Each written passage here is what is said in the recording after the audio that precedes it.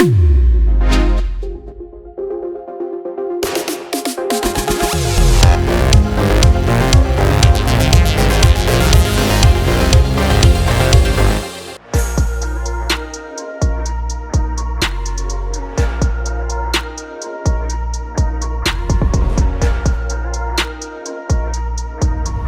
അത് കഴിഞ്ഞിട്ട് എന്തെങ്കിലും ഒരു ബ്രേക്കിലോട്ട് പോയിരുന്നോ? പിന്നെ അത് അധികം കഴിഞ്ഞിട്ട് ഈ പറഞ്ഞ മാതിരി നമ്മൾ ഫിലിം സോങ് എന്നുള്ള രീതിയിൽ വേറൊന്നും അങ്ങനെ ആ ആ പാടിയിട്ടുണ്ടായിരുന്നില്ല. ആ പിന്നെ അതിനുശേഷം രവീന്ദ്ര മാസ്റ്റർ ഒരു ഡിവോഷണൽ വർക്ക് ചെയ്തിട്ടുണ്ടായിരുന്നു, ശിവം ശിവകരം ശാന്തം എന്ന് പറഞ്ഞിട്ട്, ഓ ശരി. പാവക്കോളം അമ്പലത്തിന് വേണ്ടിയിട്ട്.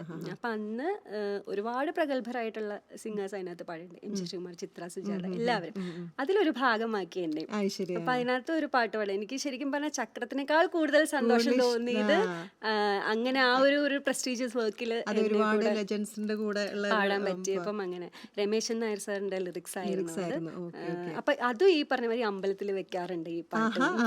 അത് ഏതാണ് ആ പാട്ട്? നാരങ്ങ വിളക്കു വെച്ചു, നാമങ്ങൾ ഉരുക്കഴിച്ചു, നാൾ തോറും ദുർഗേ ഭഗവതി നിന്നെ ധ്യാനിച്ചു. നാരങ്ങ വിളക്കു വെച്ചു, നാമങ്ങൾ ഉരുക്കഴിച്ചു, നാൾ തോറും ദുർഗേ ഭഗവതി നിന്നെ ധ്യാനിച്ചു.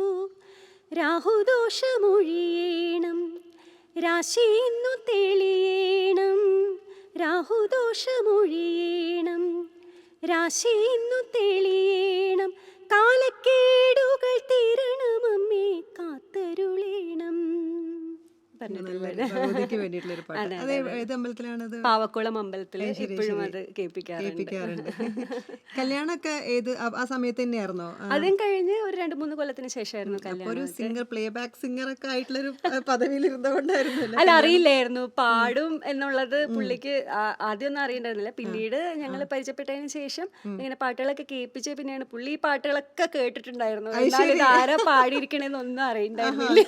ഭയങ്കര സർപ്രൈസ് ആയി. അതെ. അപ്പൊ പുള്ളിയും പാട്ടിനോട് ഇഷ്ടമുള്ള ഒരാളാണെന്ന് എനിക്കും അറിയണ്ടായിരുന്നില്ല. അപ്പൊ പിന്നീട് പറഞ്ഞു വന്നപ്പോൾ നമുക്ക് ഇഷ്ടങ്ങൾ ഒരുപാട് കോമൺ ആയിട്ടുണ്ടായിരുന്നു. അറേഞ്ച്ഡ് മാരേജ് ആയിരുന്നു. മക്കള് 2 പേര്, മോളും മോനും. മോള് 10th പഠിക്കുന്നു, മോൻ 5th പഠിക്കുന്നു. എങ്ങനെയുണ്ട് മോൾക്ക്? എന്താ പറയാ, പാട്ടിനോട് മക്കൾക്ക്? അവരുടെ 2പേരും ടേസ്റ്റ് കുറച്ച് ഡിഫറെന്റ് ആണ് ഇപ്പോഴത്തെ ഒരു ജനറേഷന്റെ ഒരു രീതി വെച്ച് നോക്കുമ്പോൾ. എന്നാൽ ഇഷ്ടമാണ്. ഞാൻ പഠിക്കുമ്പോഴൊക്കെ കൂടെ ഇരുന്ന് പഠിക്കാനും അറിയാനും ഒക്കെ ഒരു താല്പര്യമുണ്ട്. തുടങ്ങിയിട്ടൊന്നുമില്ല അല്ലേ? ഇല്ല, സീരിയസ് ആയിട്ടൊന്നും തുടങ്ങിയിട്ടില്ല. അവർക്ക് ഇപ്പൊ ആ ഒരു എല്ലാം ഇങ്ങനെ കേട്ട് കളയാന്നുള്ളൊരു ശീലമാണ്. അതെ. കൂടുതൽ മോൾക്ക് കുറച്ച് വെസ്റ്റേൺ ഫ്ലെയർ ഉണ്ട്. അവള് വെസ്റ്റേൺ മ്യൂസിക്കിൽ കുറച്ച് ചെയ്യുന്നുണ്ട്. പിന്നെ ടെക്നിക്കലിയും ആള് കുറച്ച് പുലിയാണ്. പ്രോഗ്രാമിംഗ് സൈഡിലേക്കൊക്കെ തന്നെ താനെ ഹാർമണൈസ് ചെയ്ത് പാട്ട് റെക്കോർഡ് ചെയ്യുക, അങ്ങനെ അതൊക്കെ ചെയ്യും. എത്രയാണെങ്കിലും അമ്മയുടെ ഒരു ടാലന്റ്. അല്ല, ഓഫ് കോഴ്സ് അച്ഛൻ്റെയും കൂടെ ഉണ്ട്. അച്ഛനിപ്പോ എഴുതുമെന്ന് പറഞ്ഞു. പിന്നെ പുള്ളി എഴുതിയിട്ടുള്ള പാട്ടുകൾ എഴുതി കുറച്ച് ഡിവോഷണൽസ് ഒക്കെ ഇറക്കിയിരുന്നു. പിന്നെ പുള്ളി എഴുതി, ഞാൻ കമ്പോസ് ചെയ്ത്, ഞങ്ങൾ കുറച്ച് സിംഗിൾസ് ഇറക്കിയിരുന്നു. അപ്പൊ എനിക്കതൊരു സിംഗർ മാത്രല്ല, കമ്പോസറും കൂടിയാണ്. അല്ല, അങ്ങനെയല്ല, പുള്ളിക്ക് അങ്ങനെ എന്നെ വെറുതെ ഇരുത്താൻ താല്പര്യമില്ല. ഉള്ളിലെ ഹിഡൻ ആയിട്ടുള്ള ടാലൻസ് എല്ലാം പുറത്തേക്ക്. സിംഗിങ് അല്ലാതെ തന്നെ വേറെ എന്താ ഹോബീസ് ഉള്ളത്? ഇപ്പൊ എഴുതും, കമ്പോസ് ചെയ്യും, അതല്ലെങ്കിൽ തന്നെ വേറെ എന്തെങ്കിലും? അല്ലെങ്കിൽ എനിക്ക് I am more of A family women എന്ന് പറയാം. എനിക്ക് വീട്ടുകാരുടെ ഒപ്പം, കസിൻസിന്റെ ഒപ്പം എല്ലാം ഇരിക്കാൻ ഭയങ്കര ഇഷ്ടമാണ്. കുക്കിംഗ് ഇഷ്ടമാണ്. സമയമുള്ളപ്പോ കുക്കിംഗ് ഭയങ്കര ഇഷ്ടമാണ്. ഏതാണ് ഇഷ്ടമുള്ള? ഡെസേർട്സ് ഒക്കെ ഉണ്ടാക്കാൻ ഇഷ്ടമാണ്. അത് ചിലപ്പോ മോൾക്കും കിട്ടിയിട്ടുണ്ട് ആ ഒരു ടേസ്റ്റ്. അപ്പൊ ഫുഡ് ലവർ ആണ്. ഞാൻ കഴിക്കില്ല, ഞാൻ ഉണ്ടാക്കുകയുള്ളൂ. മറ്റുള്ളവർക്ക് അതെ, മറ്റുള്ളവർക്ക് ഒരു പണി കൊടുക്കുക എന്നുള്ള മാത്രമേ ഉള്ളൂ. പണി മാത്രല്ല, ഇപ്പൊ ഡെസേർട്സ് എന്ന് പറയുമ്പോ കാലറീസ് ഒക്കെ കുറച്ച് കൂടുതൽ, നമ്മൾ ഇഷ്ടം കൂടുതലുള്ളവർക്കല്ലേ മധുരം. സത്യ. ഇപ്പൊ പെട്ടെന്ന് ചോദിച്ചു കഴിഞ്ഞിട്ടുണ്ടെങ്കിൽ ഇപ്പൊ മധുരത്തിന്റെ കാര്യം പറഞ്ഞപ്പോ, മധുരമുള്ളൊരു പാട്ട് പെട്ടെന്ന് ചോദിച്ചു കഴിഞ്ഞാൽ ഏത് പാട്ടിനാണ്? നമുക്ക് സിനിമ പാട്ടുകളിലോട്ട് വരാം. ഇപ്പം മലയാളം തന്നെ വേണമെന്നില്ലെങ്കിൽ തമിഴായാലും കുഴപ്പമില്ല. അങ്ങനെ ഒരു 4 പേര് പാടാൻ പെട്ടെന്ന് ചോദിച്ചു കഴിഞ്ഞിട്ടുണ്ടെങ്കിൽ? ഞാൻ കൂടുതൽ കേൾക്കാറുള്ളത് ഹിന്ദി, ഈ MM ഓർക്കസ്ട്രയുടെ കാര്യം പറഞ്ഞല്ലോ, അവർ കൂടുതലും ഹിന്ദി പാട്ടുകളാണ്, അങ്ങനത്തെ ഷോസുകളാണ് കൂടുതൽ ചെയ്തിട്ടുള്ളത്. അപ്പൊ അവരുടെ കൂടെ അസോസിയേറ്റ് ചെയ്തേ പിന്നെയാണ് കൂടുതൽ ഹിന്ദി പാട്ടുകൾ ഞാൻ കേട്ടിട്ടുള്ളത്. അപ്പൊ പലരും എന്നോട് പറഞ്ഞിട്ട് എന്റെ ഹിന്ദി ഡിക്ഷൻ വലിയ കുഴപ്പമില്ലാത്ത ഒരു സംഭവമാണെന്ന്. അപ്പൊ അങ്ങനത്തെ രീതിയിൽ എനിക്ക് കൂടുതൽ ഇഷ്ടമുള്ള ഒരു അതെ അതെ കംഫർട്ടബിൾ ആയിട്ടുള്ള ഏതെങ്കിലും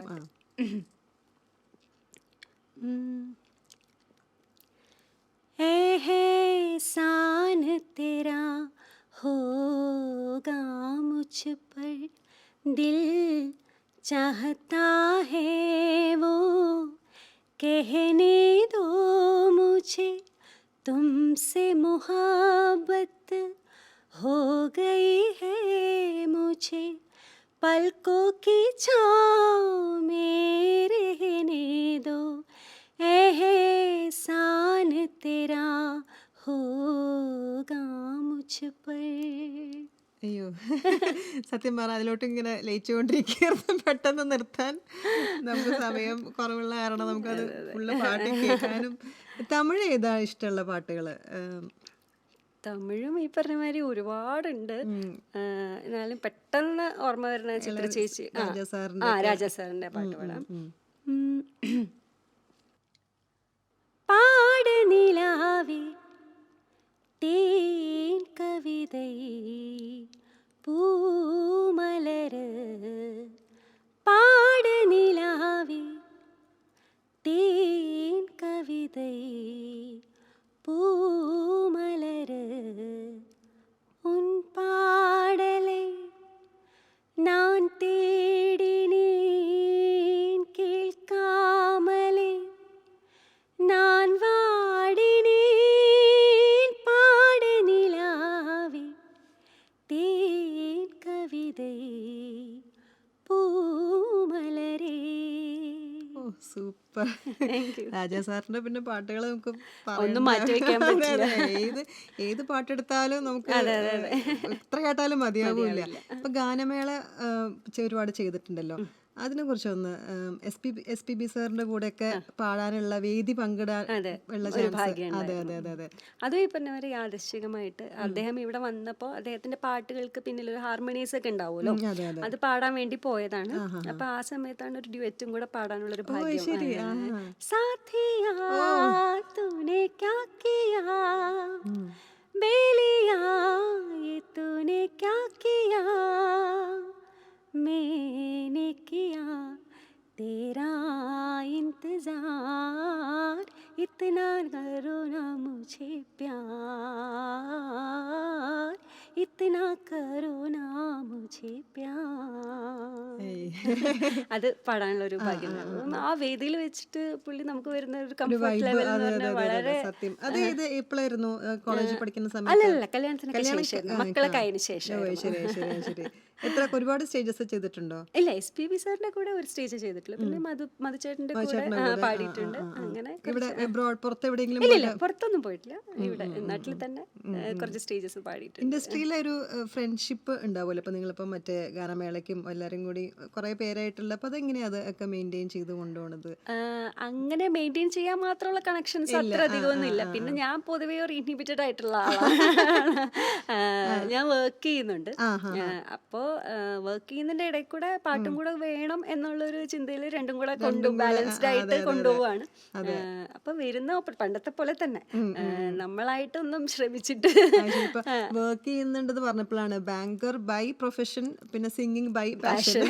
പക്ഷെ രണ്ടും എന്നെ സംബന്ധിച്ചിടത്തോളം ഒഴിച്ച് മാറ്റാൻ പറ്റാത്ത, ഒന്ന് വിട്ടിട്ട് വേറൊന്നിലേക്ക് എനിക്ക് തിരിയാൻ പറ്റുന്ന എനിക്ക് തോന്നണില്ല. ശരി ശരി. അല്ല, ആസ് എ ഫാമിലി എന്താ പറയാ, വിമൺ എന്ന് പറയുമ്പോ അത് രണ്ടും കൂടി ബാലൻസ് ചെയ്ത് കൊണ്ടുപോകാന്ന് പറഞ്ഞാലും കൂടെ ഉള്ളവരെ നമുക്ക് നല്ല സപ്പോർട്ട് തരുമ്പോ അതിലോട്ട് ഞാൻ വരണം. കൂടെ ഉള്ളവരുടെ സപ്പോർട്ടും കൂടെ ഉള്ളതുകൊണ്ടാണ്. അതെ അതെ, തീർച്ചയായിട്ടും തീർച്ചയായിട്ടും. അവർക്കിപ്പം ഒരു പാട്ടില്ലാത്ത എന്നെ സങ്കല്പിക്കാൻ പോലും ചിലപ്പോൾ പറ്റുണ്ടാവില്ല. അത് എനിക്കും പറ്റില്ല.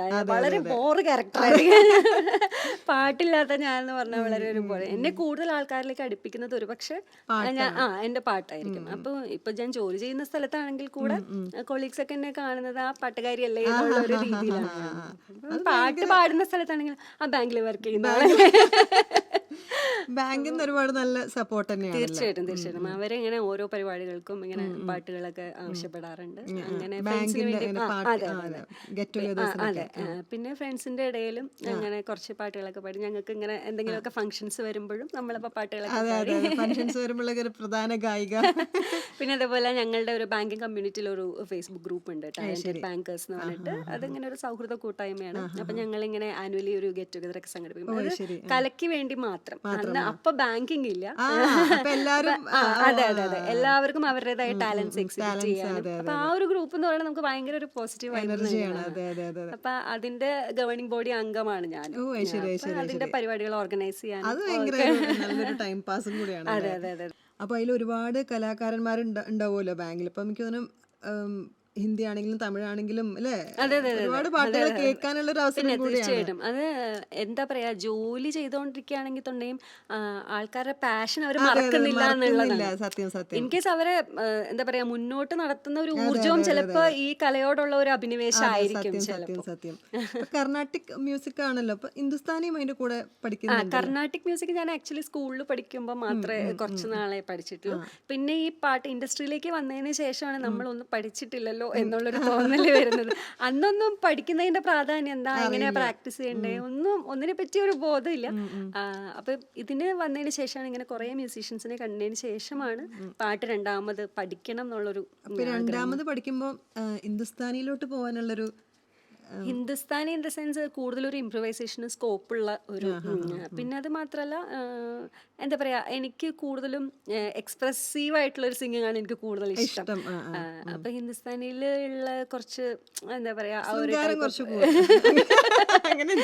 അങ്ങനെയല്ല, കുറച്ചൊരു ഖയാൽ സിംഗിങ് ഒക്കെ ആകുമ്പം നമ്മളുടെ മനസ്സിൽ നിന്ന് പാടാനുള്ള ഒരു സ്കോപ്പ് കൂടുതലാണെന്ന് എനിക്ക് തോന്നിയിട്ടാണ് അങ്ങനെ ഒരു ഹിന്ദുസ്ഥാനി. പിന്നെ അതെ ഫയസ് സാറിന്റെ അടുത്താണ് പഠിക്കുന്നത്. പെരുമഴക്കാലത്തിലൊക്കെ സാരംഗി വായിച്ച സാരംഗി വിദ്വാനാണ് ബേസിക്കലി.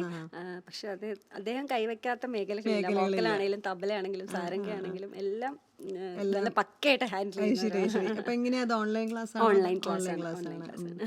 ഹിന്ദുസ്ഥാനി പഠിക്കുന്ന ആളായതുകൊണ്ട് നമുക്കൊരു ഹിന്ദുസ്ഥാനി പാട്ടിലോട്ട്.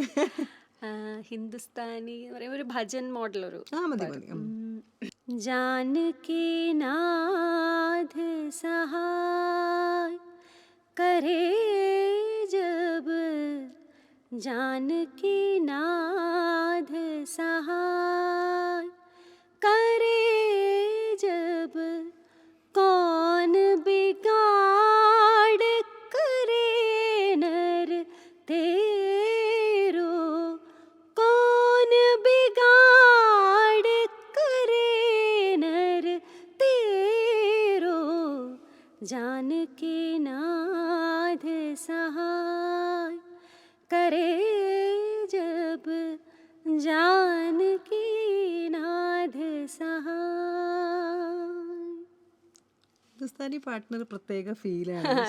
ഗസൽസ് ഒക്കെ പാടുന്ന പോലത്തെ. ഗസൽസ് ഒക്കെ ഒരുപാട് കേൾക്കാറുണ്ട്. ഗസൽസ് എനിക്ക് ഭയങ്കര ഇഷ്ടമാണ്, പ്രത്യേകിച്ച് ആശാജിയുടെ, ഹരിഹരൻ സാറിന്റെ. ഇപ്പൊ പെട്ടെന്ന് ഒരു എന്താ പറയാ, നമ്മളിങ്ങനെ വെറുതെ ഇരിക്കുമ്പോൾ എങ്ങനത്തെ തരത്തിലുള്ള മ്യൂസിക്കിനോടാണ് കൂടുതൽ ഒരു കാം ആൻഡ് സെറീൻ അറ്റ്മോസ്ഫിയറിൽ ഇരിക്കാനാണ് ഞാൻ ഇഷ്ടപ്പെടുന്നത്. ഒരുപാട് ഇങ്ങനെ ബഹളങ്ങളും അങ്ങനത്തെ സംഭവങ്ങളൊന്നും താല്പര്യമില്ലാത്തൊരു വ്യക്തിയാണ്. പിള്ളേരിടയ്ക്ക് വെസ്റ്റേൺ മ്യൂസിക് ഇങ്ങനെ കൂടുതൽ ഒച്ചത്തിൽ വയ്ക്കുമ്പോൾ തന്നെ എനിക്ക് അരോചകമായിട്ട് തോന്നാറുണ്ട്. അത് അവർക്ക് ഇഷ്ടമുണ്ടായിട്ടായിരിക്കും.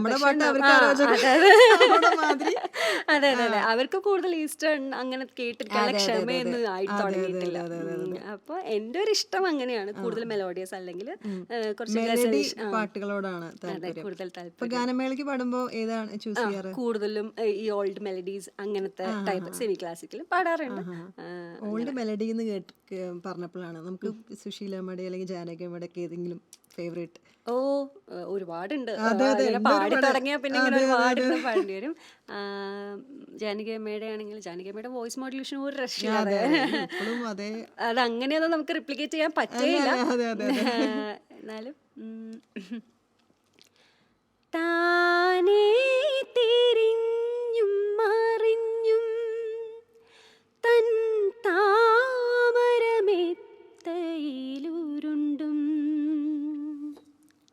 മയക്കം വരാതെ മാനത്തു കിടക്കുന്നു മധുമാസ സുന്ദരി. ചന്ദ്രലേഖ താനേ തിരിഞ്ഞും മറിഞ്ഞും തൻ താമരമെത്തയിലുരുണ്ടും മയക്കം വരാതെ മാനത്തു കിടക്കുന്നു മധുമാസ സുന്ദര ചന്ദ്രലേഖ. സുന്ദരമായിട്ടുള്ള അല്ലേ? പണ്ടത്തെ പാട്ട് നമ്മൾ എത്ര കേട്ടാലും എനിക്ക് തോന്നുന്നു അതൊന്നും ഇപ്പോഴത്തെ പാട്ടിന് വെച്ചിട്ടില്ലേ കമ്പയർ ചെയ്യാനേ പറ്റില്ല. പഠിക്കാൻ ഒരുപാടുണ്ട്, എത്ര പഠിച്ചാലും നമുക്ക് തീരില്ല. സത്യം സത്യം. എത്ര ഒട്ടും മറന്നും പോവില്ല എത്ര കേട്ടാലും അല്ലേ? എനിക്ക് തോന്നുന്നു നമ്മളൊരു പ്ലേലിസ്റ്റിൽ പണ്ടത്തെ പാട്ടിലായിരിക്കും ഒരുപാട് എപ്പോഴും എല്ലാരും പ്ലേ ചെയ്യാൻ ആഗ്രഹിക്കുന്നത്. റിപ്പീറ്റ് ചെയ്ത് Repeat കേൾക്കാൻ ചെയ്ത് ആഗ്രഹിക്കുന്ന അതെ, അതെ, അതെ. പാട്ടുകളാണ്. പുതിയ പാട്ടുകൾ ഉണ്ടെങ്കിൽ കൂടിയിട്ട് പഴയ പാട്ടുകളോടൊരു ഇഷ്ടം ഒരു പിടി മുന്നിലോട്ടാണ്. പ്രത്യേകത അതെ, അതെ. സൗണ്ടിന് എന്തെങ്കിലും ചെയ്യുന്നുണ്ടോ? എന്തെങ്കിലും എക്സ്ട്രാ കെയർ വല്ലതും കൊടുക്കാറുണ്ടോ? എക്സ്ട്രാ കെയർ ആയിട്ടില്ല. പണ്ട് മുതലേ തണുപ്പിനോട് എനിക്ക് വലിയ പ്രിയമില്ലാത്തതുകൊണ്ടാണ്. ആൾക്കാർ പറയും ഇങ്ങനെ പാട്ടുകാരി ആയതുകൊണ്ട്. Desserts ഒക്കെ ഉണ്ടാക്കണ ആളാണ്. അതാ ഞാൻ പറഞ്ഞത്, ഉണ്ടാക്കല് മാത്രമേ ഉള്ളൂ. സത്യം. അങ്ങനെ തണുപ്പ് പുളിയുള്ള സാധനങ്ങളൊന്നും അങ്ങനെ ഉപയോഗിക്കാറില്ല. അത് പക്ഷെ പണ്ട് മുതലേ അങ്ങനെയാണ്. ഞാൻ പാട്ടിനായിട്ട് വേണ്ടി ചെയ്യുന്നതല്ല. പണ്ട് മുതൽ എനിക്ക് അത്ര സ്പൈസി ഫുഡ് ഇഷ്ടമല്ല, അത്ര പുളിയുള്ള സാധനങ്ങൾ ഇഷ്ടമല്ല. അങ്ങനെ തണുപ്പും ഉപയോഗിക്കില്ല. തണുപ്പും. അപ്പൊ എന്താ സൗണ്ടിന് വേണ്ടിട്ട് എന്താ ചൂടുവെള്ളം? അങ്ങനെ എക്സ്ട്രാ കെയർ ഒന്നും പറയാനില്ല. നമ്മളധികം ചെവി ഇപ്പൊ യാത്ര ചെയ്യുന്ന സമയത്താണെന്നുണ്ടെങ്കിൽ അധികം കാറ്റ് കൊള്ളാതെ അങ്ങനെ അധികം AC ഉള്ള സ്ഥലത്ത് പോയിരിക്കാതെ അങ്ങനെ പ്രോഗ്രാം ഒക്കെ ഉള്ള സമയത്ത് അങ്ങനെ കെയർ എടുക്കാറുണ്ട്. അല്ലാതെ ഡെയിലി ഒരു റുട്ടീൻ എന്നുള്ള രീതിയിലൊന്നുമില്ല. ഈ ഇപ്പം സിനിമകൾ പറഞ്ഞല്ലോ, അത് കഴിഞ്ഞിട്ട് പിന്നെ ഏതൊക്കെ സിനിമകളാ ചെയ്തേക്കുന്നത്? അത് കഴിഞ്ഞിട്ട് 1-2 പാടി. പക്ഷെ അത് എന്തുകൊണ്ടോ സിനിമ വിജയിക്കാത്തത് കൊണ്ടാവാം പാട്ടുകളൊന്നും അങ്ങനെ വെളിച്ചം കണ്ടില്ല. പിന്നെ ഈ അടുത്ത് മിയാ കുൽപ്പ എന്ന് പറഞ്ഞൊരു സിനിമയിൽ പാടി. മിയാ കുൽപ്പ, എന്റെ പിഴ എന്നാണ് അതിന്റെ ഒരു അർത്ഥം. മിയാ കുൽപ്പ എന്ന് പറയുന്ന ആ വേർഡിന്റെ ആലോചിച്ചത് മിയാ കുൽപ്പ എന്റെ പിഴ. എന്റെ പിഴ അത് എന്റെ ഒരു സിനിമ. അതെ അതെ, മലയാളം സിനിമ തന്നെയാണ്. അപ്പാനി ശരത്തൊക്കെയാണ് അഭിനയിച്ചിരിക്കുന്നത് അതിനകത്ത്. അതിൻ്റെ ഒരു ഫ്രണ്ടാണ് മ്യൂസിക് കമ്പോസ് ചെയ്തിരിക്കുന്നത്, രാകേഷ് കേശവൻ എന്ന് പറഞ്ഞാൽ അസാധ്യ ടാലന്റഡ് ആയിട്ടുള്ള ഒരു മ്യൂസീഷ്യനാണ്. പുള്ളി ഒരുപാട് ഇങ്ങനെ ചെയ്യുന്ന ആളാണ്, മ്യൂസിക് കമ്പോസിഷൻ ചെയ്യുന്ന ആളാണ്. ഒരുപാട് ആൽബംസും ഫിലിംസും ഒക്കെ ചെയ്തിട്ടുണ്ട്. അപ്പം ഞങ്ങൾ തമ്മിൽ കോളേജ് കാലം മുതലുള്ള ഒരു സൗഹൃദമായിരുന്നു. അപ്പം അങ്ങനെ അത് എനിക്ക് ആ ഒരു പാട്ട് തരാനായിട്ട് എന്താ തോന്നിയെന്നറിയില്ല. പക്ഷെ അത്ര നല്ലൊരു 90s-ലേക്ക് ഒരു ഫീൽ അല്ല, എന്ന് വെച്ചാൽ പുള്ളിക്ക് വേണമെങ്കിൽ കുറച്ചും കൂടെ ട്രസ്റ്റ് ചെയ്യാൻ പറ്റുന്ന വലിയൊരു മീൻസ് ഒരു ബ്രാൻഡഡ് ആയിട്ടുള്ള ഒരു സിംഗറിനെ വേണമെങ്കിൽ ചൂസ് ചെയ്യാമെന്ന്. കാരണം പാട്ട് അത്ര നല്ലതാണ്. അപ്പൊ അത് എനിക്ക് വളരെ നമുക്കൊരു ചൊല്ലുണ്ടല്ലോ, നമുക്ക് വരേണ്ടത് പിന്നെ പാട്ട് രഞ്ജനിക്കുള്ളതാണ്. അതെ. അപ്പോൾ അത് എനിക്ക് വളരെ സന്തോഷം തന്ന ഒരു പാട്ടാണ്. എന്താ പറയാ, ആരും കൊതിച്ചു പോകും അങ്ങനത്തെ ഒരു പാട്ട് കിട്ടാനായിട്ട്. ഒരു സോളോ ആയിരുന്നു, നല്ലൊരു പാട്ടായിരുന്നു. നല്ലൊരു പാട്ട് സോളോ സോങ് തന്നെ കേൾക്കാം തീർച്ചയായിട്ടും. നല്ലൊരു മെലഡി സോങ് അല്ലേ? ഇപ്പൊ സിനിമ ഇറങ്ങി അല്ലേ? സിനിമ ഇറങ്ങി, OTT റിലീസ് ആയിരുന്നു. ഇതാർക്ക് ഹീറോയിൻ ടീന എന്ന് പറഞ്ഞിട്ട് പുതുമുഖ നായികയാണ് അതിനകത്ത് അഭിനയിച്ചിരിക്കുന്നത്. നല്ലൊരു സോങ്. അത് കഴിഞ്ഞിട്ട് പിന്നെ ഡിവോഷണൽസും ആൽബംസ് ഒക്കെ ആയിട്ട്. അതെ അതെ അതെ. എന്താണെങ്കിലും തിരക്കിനിടയിൽ, പ്രത്യേകിച്ച് ഇപ്പോൾ എനിക്ക് തോന്നുന്നത് കഴിഞ്ഞിട്ട് ഇപ്പോൾ ഓഫീസിൽ പോകേണ്ട തിരക്കിനിടയിലും വന്നിട്ട് ഒരുപാട് കാര്യങ്ങൾ അല്ലേ, ഒരുപാട് കാര്യങ്ങൾ പറഞ്ഞതിൽ വളരെ സന്തോഷം. ഇനി ഒരുപാട് ഉയരങ്ങളിൽ എത്തട്ടെ. വന്നതിൽ ഒരുപാട് സന്തോഷം. ഒരുപാട് നേരം സംസാരിക്കാൻ പറ്റുന്നത്, ഇഷ്ടമുള്ള കാര്യങ്ങളെ പറ്റി സംസാരിക്കാനുള്ള ഒരു ത്വര കൂടും. അതെ അതെ, പ്രത്യേകിച്ച് പാട്ടിന്റെ മേഖലയും കൂടി ആകുമ്പോൾ. Thank you so much. Thank you.